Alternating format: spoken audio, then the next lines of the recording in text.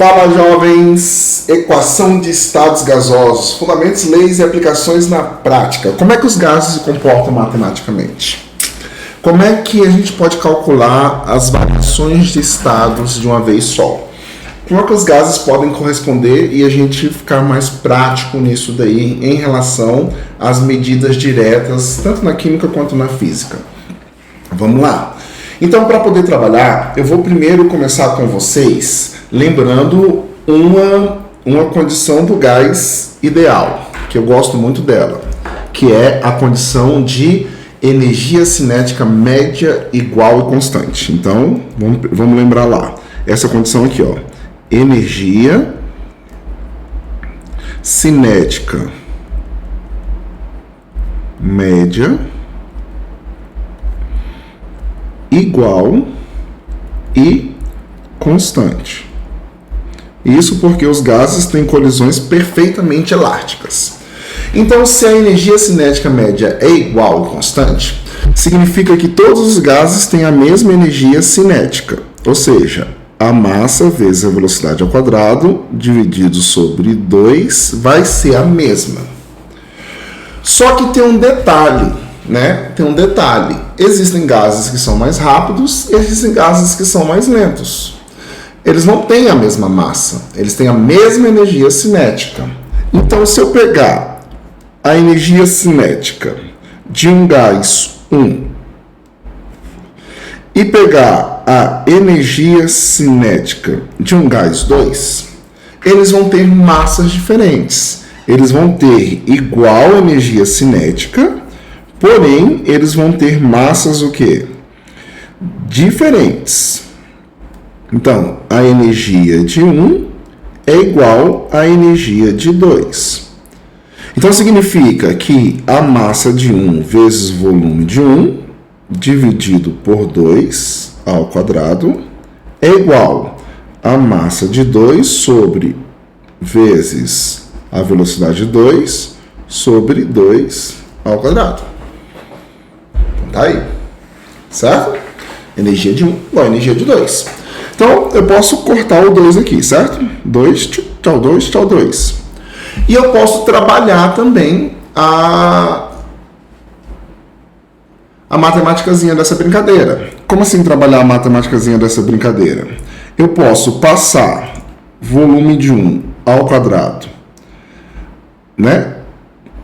Dividido pelo volume de 2 ao quadrado é igual a massa de 2 dividido pela massa de 1. E colocar em evidências. Então, o volume 1 sobre o volume 2 ao quadrado é igual a massa de 2 sobre a massa de 1. E aí acontece o seguinte: a velocidade de 1 sobre a velocidade de 2 é igual a raiz quadrada da massa de 2 sobre a massa de 1. Tudo bem? Essa aqui é a lei de Green, que trabalha com os gases.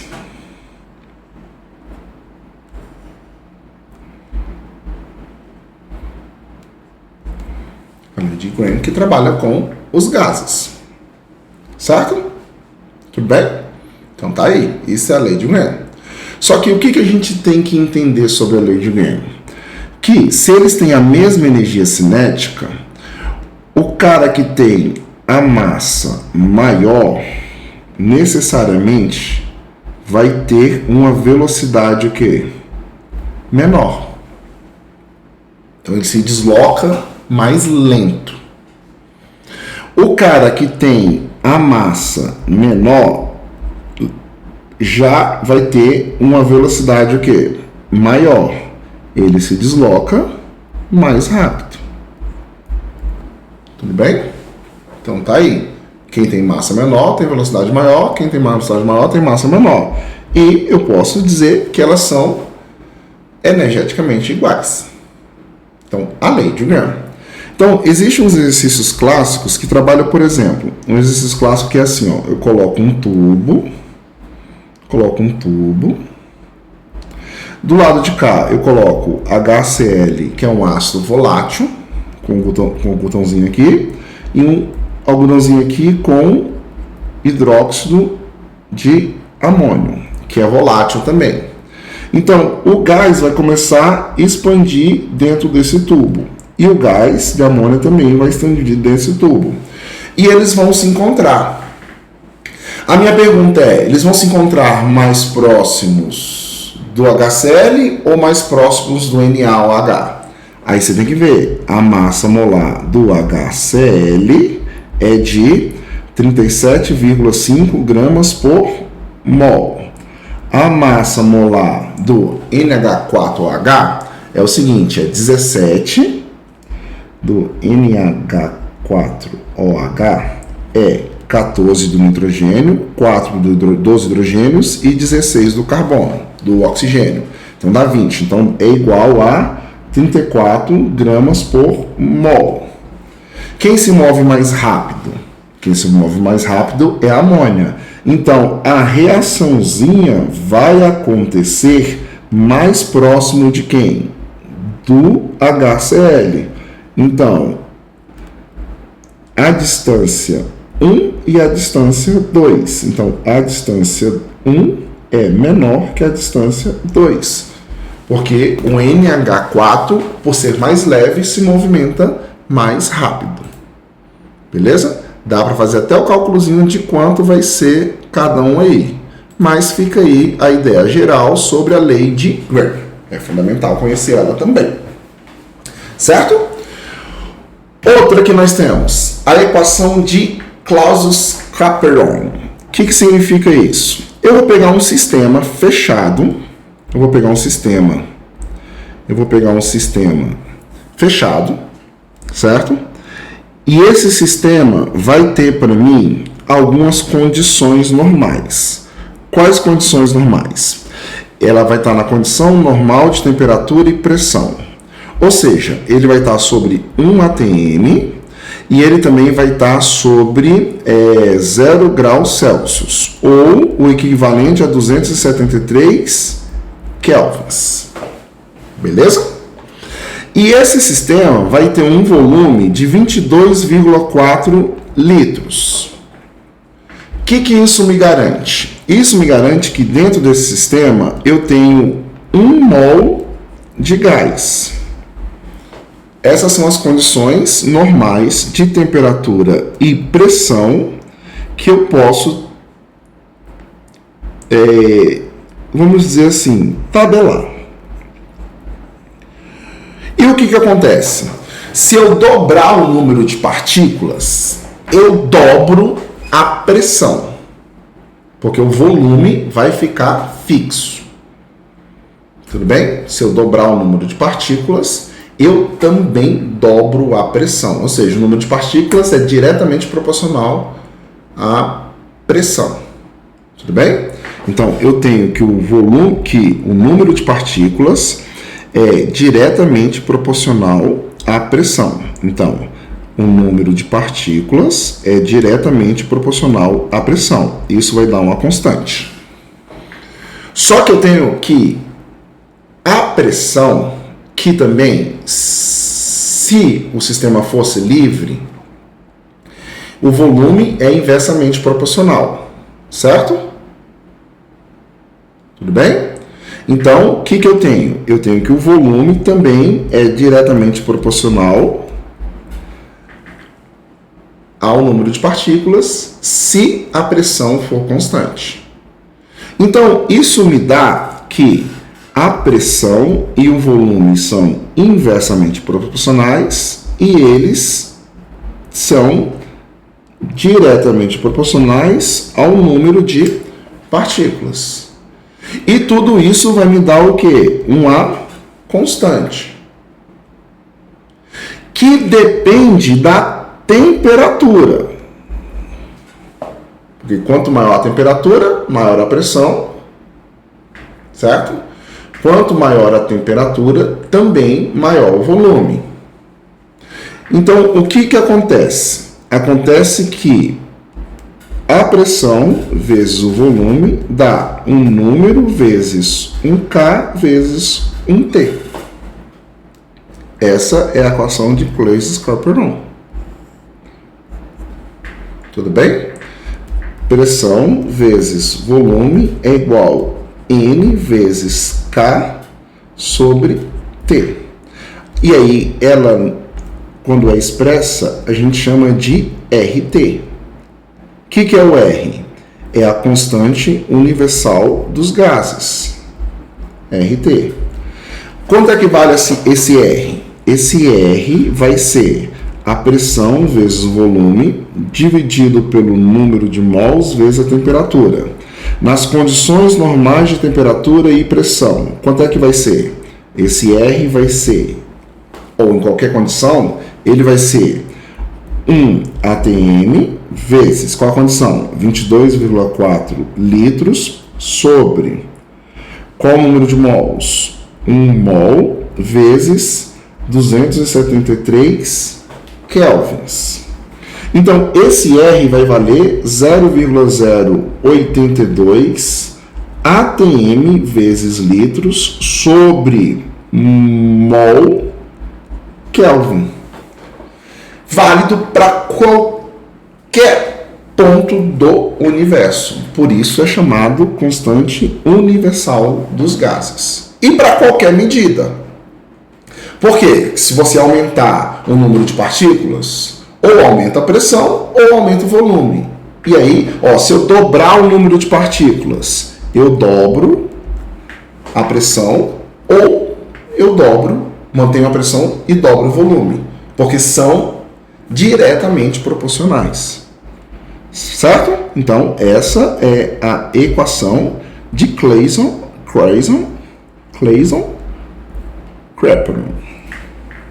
Beleza? Deixando ela mais bonitinha para vocês. Tá aí.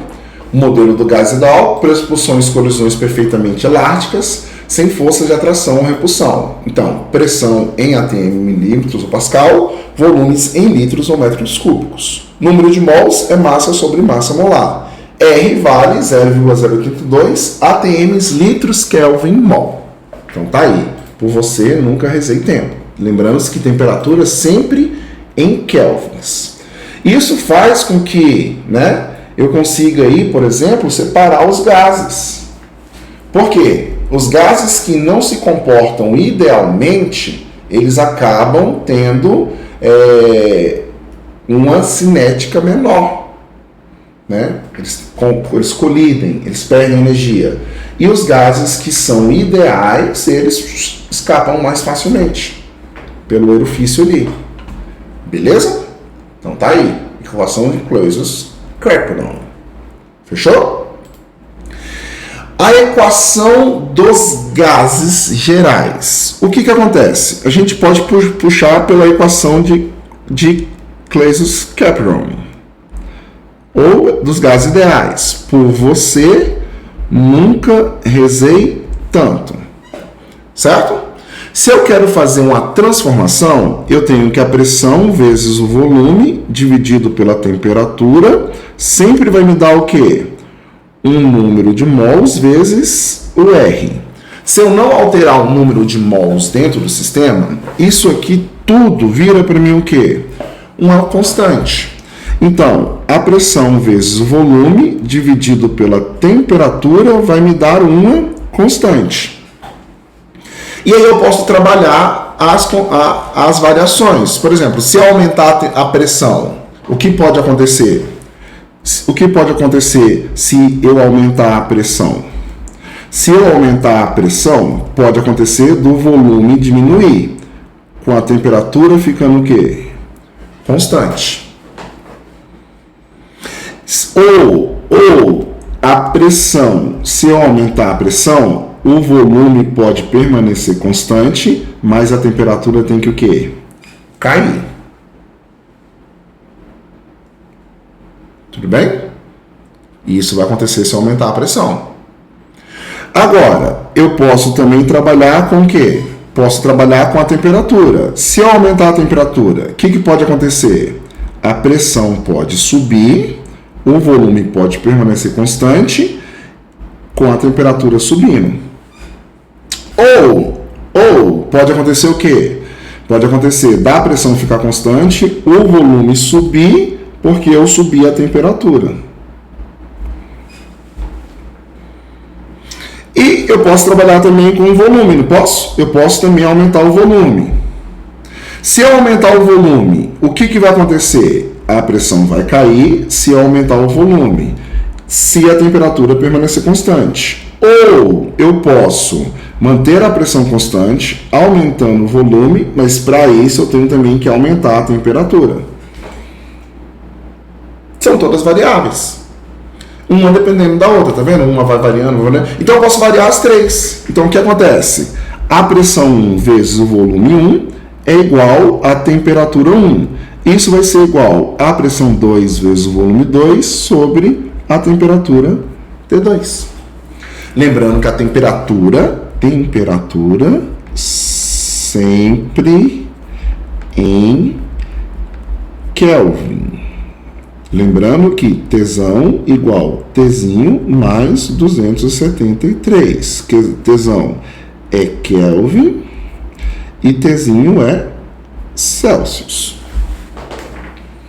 Beleza? Então tá aí as possibilidades que a gente tem quando a gente está trabalhando com os gases ideais e indo ele para as transformações. Então, isso dá para a gente uma amostra dos gases ideais em massa constante nas transformações de PVT Povatov. P1, P2 igual a P1, V1, T1 igual a P2, V2, T2.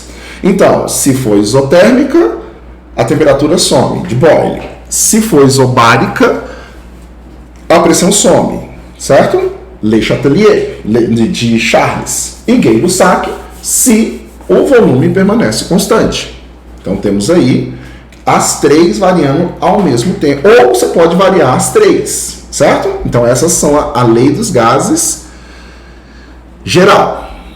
Então, feito isso, a gente pode analisar as misturas gasosas e que trabalha também a lei de Dalton. Uma mistura gasosa é aquela que você tem vários gases a qual eles não vão reagir entre si. Ou seja, eles vão ocupar o sistema, vão colidir entre si, mas não vão reagir entre si. E o que acontece quando a gente vai trabalhar com as misturas gasosas? A gente pode ter a fração molar. O que é a fração molar? Indica a proporção de número de mols do gás A em relação ao total da mistura. Tudo bem? Significa o seguinte, que eu vou ter uma quantidade total de gás, uma fração, por exemplo, a fração de 70% do ar atmosférico é nitrogênio, N2. O que significa? Significa que de N2 é 70%. Ou seja, para cada 100 partículas de ar, 70 delas são o quê? 70 delas são de... Para cada 100 mols de ar, 70 deles, para cada 100 mols de gás, 70 mols são de N2. Isso é a fração molar. Isso é a fração molar. Entendeu? É a parte pelo todo. E tem um detalhe, a fração molar reflete direto na pressão. Tudo bem? Então, se você souber a fração molar, você sabe a pressão parcial. Então, o que é a pressão total? A pressão total é igual ao número total de gases vezes RT. Tudo bem? Tendo um volume. Certo? Certo? Considerando que o volume seja fixo, então o volume está multiplicando, ele passa dividindo. A pressão vai depender do número de mols, e o número de mols é a fração. Então, a pressão parcial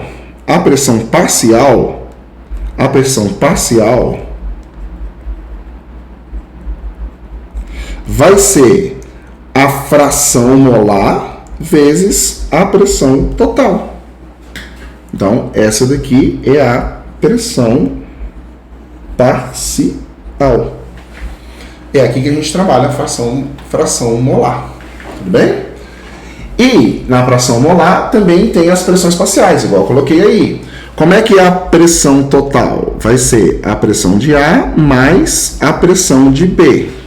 Mas como é que eu sei quem é a pressão de A? A pressão de A é igual a fração de A vezes a pressão total.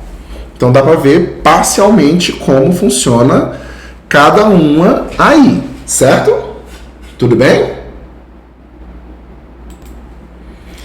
Então fica aí, né, que a pressão é diretamente parcial, na pressão parcial é diretamente relacionada à fração parcial, que é a lei de Dalton. Então, mistura gasosas e Dalton. Fechou? Então, vamos lá executar alguns exercícios para a gente ver essas coisas acontecendo.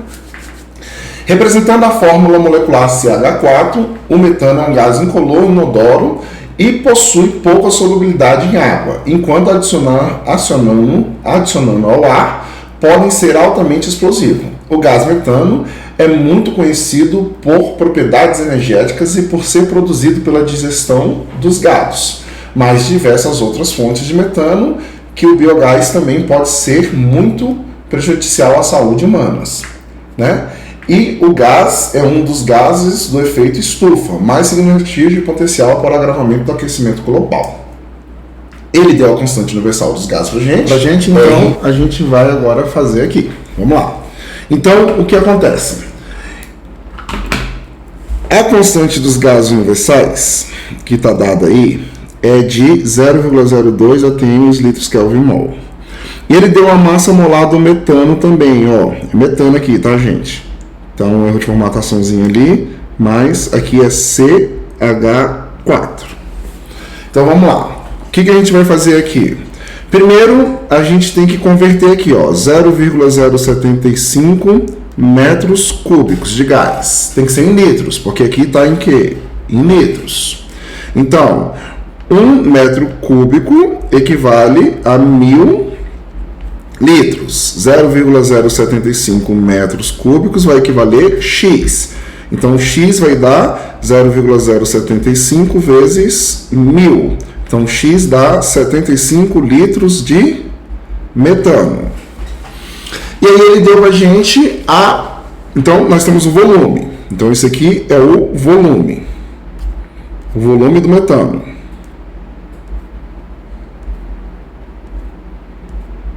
O volume do metano. E aí, ele deu pra gente também... O que ele deu pra gente? Ele deu pra gente a pressão... 5 atm e a temperatura em 27 graus Celsius. Então, vamos pegar aqui a pressão 5 atm, a temperatura em 27 graus Celsius. Tesão igual Tzinho mais 273. Lembrando que temperatura a gente sempre usa em quê? Em Kelvin. Então, tesão é 25 mais 273. Então, tesão é 298 Kelvin. Então, nós temos já o volume, nós já temos a pressão, e nós temos a temperatura. E nós temos o R. Então, isso dá para a gente achar o número de mols dos gases pela equação dos gases ideais. Por você, eu nunca rezei tanto. Certo? Qual a pressão? 5. Qual o volume? 75. Qual o número de mols? Não sei. Qual o R? 0,082. Qual a temperatura? 298. Quem está multiplicando passa dividindo. Então, o número de mols é 5 vezes 75 dividido por 0,082 vezes 298. Então, o número de mols de gás que nós temos aí vai ser quanto? Vai ser 5 vezes 75 dividido por 0,082 dividido por 298. Então, temos 15,35. Vamos arredondar aqui, ó, a casinha. 15,35. Então, são 15,35 mols de CH4. Como ele deu a massa molar aqui, ó, que é 16, então 1 mol de CH4 vale 16 gramas. Então, 15,35 mols vai equivaler X. X vai dar, aí vamos lá de novo, vou pegar já na calculadorazinha lá. Isso vezes 15, isso vezes 16. Então, é 15,35 vezes 16 dá 245,6 gramas de quê? De metano. Como a densidade é massa sobre volume, então a densidade vai ser quanto? 245,6 dividido por 75. Então, a densidade vai dar para a gente igual a quanto? Igual aos 245 dividido por 75. Dá 3,27. Então, 3,27 gramas por litro. Então, essa daí é a resposta. Letra B. Então, usamos aí a equação dos gases ideais. Tranquilo? Foi? Beleza? Então, vamos para o próximo. Os gases apresentam propriedade de ocupar o volume do recipiente que contém. O fenômeno de expansibilidade, portanto, é mais conveniente medir o seu volume e pressão em vez de sua massa. Diferente dos sólidos e líquidos, para maior volumes, não é sujeito à variação de pressão e temperatura. Os gases dependem dessas variáveis. As leis dos gases relacionam a pressão, volume e número de mols de temperatura. Frequentemente, os volumes dos gases são referidos em condições padrões, 0 graus Celsius, 273, ou 760 mm de mercúrio. Considerando a informação, o volume ocupado por 9,6 gramas de oxigênio, quando submetido a uma pressão de 380 torr, em uma temperatura de 127 graus Celsius. Então, aí ele deu a constante universal dos gases e a massa molar do O16. Então, vamos lá. A massa molar do O2 vale quanto? 2 vezes 16. Então, a massa molar do O2 é igual a 32 gramas por mol. Beleza. Só que a pressão atmosférica tem que ser dada em ATM. E a gente sabe que 760 torr equivale a 1 ATM. Então, 380 torr vai equivaler a X. Então, X dá quanto? 380 vai ser metade, não é isso? Então, vai ser 0,5 ATMs. Então, já achamos os ATMs. A temperatura, Tsão igual a Tzinho mais 273. Então, Tsão é quanto? 127 mais 273. Então, Tsão vai ser quanto? 127 mais 73 dá 100. 100, 300, 400 kelvins. Então, já colocou ali em 400 kelvins. Tudo bem? Tá aí? Então, por você, nunca rezei tanto. Ele quer saber para a gente o volume ocupado. Então, a pressão 0,5. Eu quero saber o volume. Número de mols é massa sobre massa molar, vezes o R, que é 0,082, vezes a temperatura, que é 400. Então, o que eu vou ter? 0,5 vezes o volume. Qual é a massa? 9,6. Qual é a massa molar? 32. Vezes 0,082 vezes 400. O volume está multiplicando, passa dividindo. Então, eu vou ter o quê? 0,96 dividido por 32 vezes 0,082 vezes 400. Tudo isso dividido por quanto? Por meio. Bem, se eu for colocar matematicamente, é só fazer o quê? É só inverter aqui, né? Pá, e aí o meio passa o quê? O meio que está multiplicando passa dividindo. Então, vezes 0,5. Inverte, né? Ali. Então, o volume vai ser quanto? Vamos lá. O volume, 9,6 dividido por 32 vezes 0,082 vezes 400 dividido por meio. Então dá 19,86. Então 19,68 litros. Só fazendo a continha do jeito que a gente colocou ali, né, que a gente expressou para ficar aqui bonitinho. 9,6 vezes 0,082 vezes 400 dividido por 32 dividido por 16. Então, 16 não, vezes 16, de novo, de novo, zero de novo, 9,6 vezes 0,0082 vezes 400 dividido por 32 dividido por meio. 19,68 litros. Tá aí a nossa respostinha do exercise. Beleza?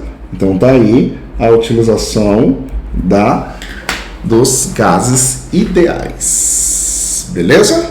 Então, manda brasa, faça os exercícios e até a próxima.